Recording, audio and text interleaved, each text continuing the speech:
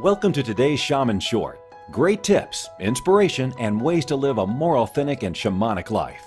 Join Dakota Walker from Gaia Wisdom School as she treks across the globe, bringing you these bite-sized pieces of wisdom for you to deepen your path back home to your soul. And now, from somewhere in the world, here's Dakota.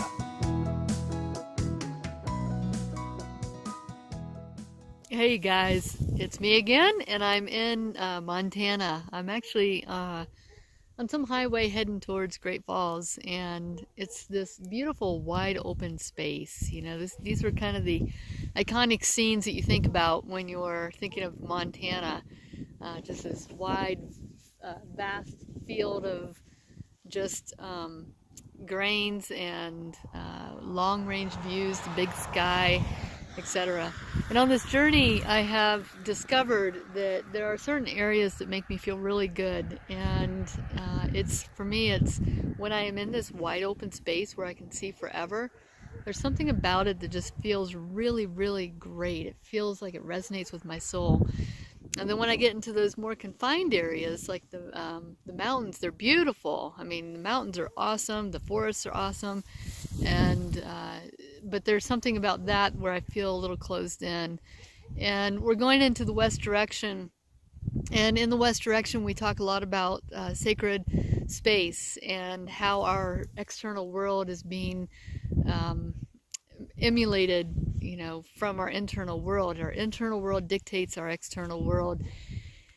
And I think at this point in my life, this feeling that I have in these wide open spaces, it kind of lends itself to me to think about in terms of medicine wheel, that, you know, if I'm looking at my sacred space, I like that openness. It's like that heart opening that I'm experiencing this past year, and just traveling and meeting new people and experiencing new things, and etc. And so I urge you guys, as we go into this west direction, is to really look at your surroundings, look at your external world, and does it feel good? You know, are you living in a place that feels really good to your soul? Is there, you know, look at it in terms of, you know, you got the wide open space, you've got the ocean, which is kind of that mystery and that depth.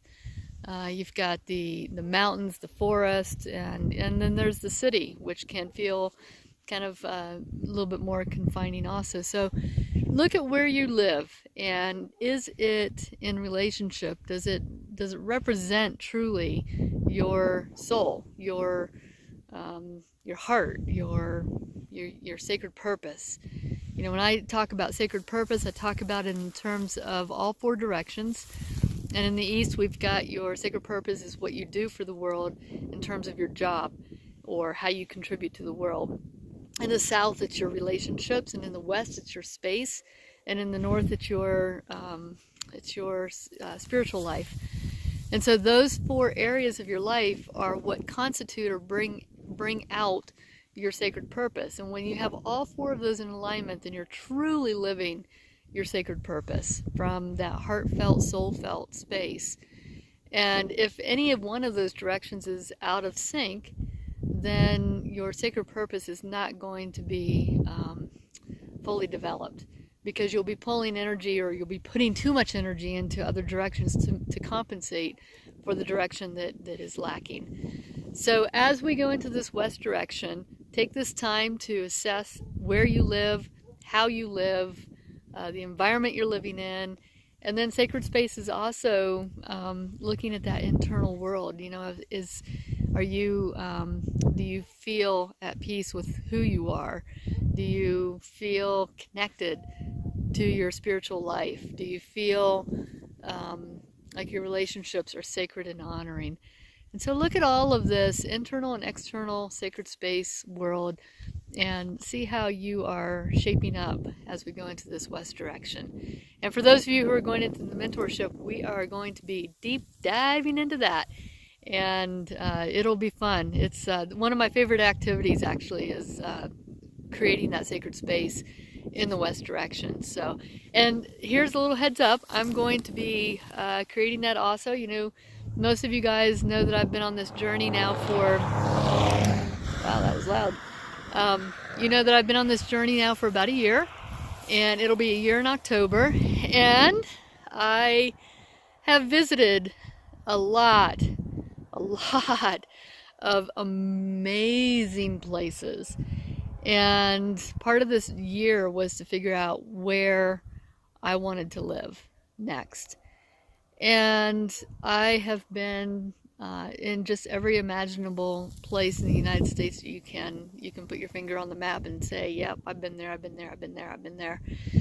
I've all up and down the California coast, the Redwoods, Seattle, Portland, Santa Fe, Utah, Phoenix, everywhere, even in Kentucky and Louisiana and New Orleans and Texas and Austin. And I have gone and seen and experienced all these different cultures as I do this journey. And I have my finger on a pulse, and I will reveal what that pulse says in October. And it may surprise some of you, but here's this wide open space. I can tell you, I'm not moving to Montana. Well, actually, I haven't experienced all of Montana yet. You see this cow back here? He's following me. He's stalking me. I think he's worried that I'm going to come get his babies, her babies. I'm not going to get your babies, but you can come be in the video. Anyway, I can't wait to share it with you guys and to kind of give some perspective on my experiences for this past year. I've kind of kept a tight lid on a lot of different things that I've been experiencing because I've been processing a lot on my own. And I'm ready to share some of these experiences that I've had in this journey. So I look forward to that.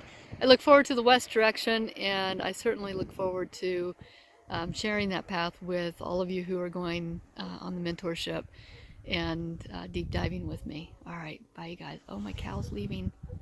Bye-bye. Bye. Say goodbye to the world. All right, bye you guys. I'll see you in the next Shaman Short.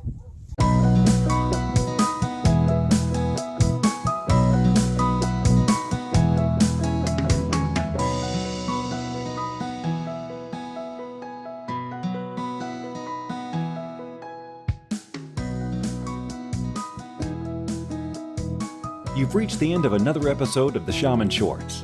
Connect with us at dakotaearthcloud.com. Don't forget to sign up to our newsletter to receive our free materials. See you at the next episode.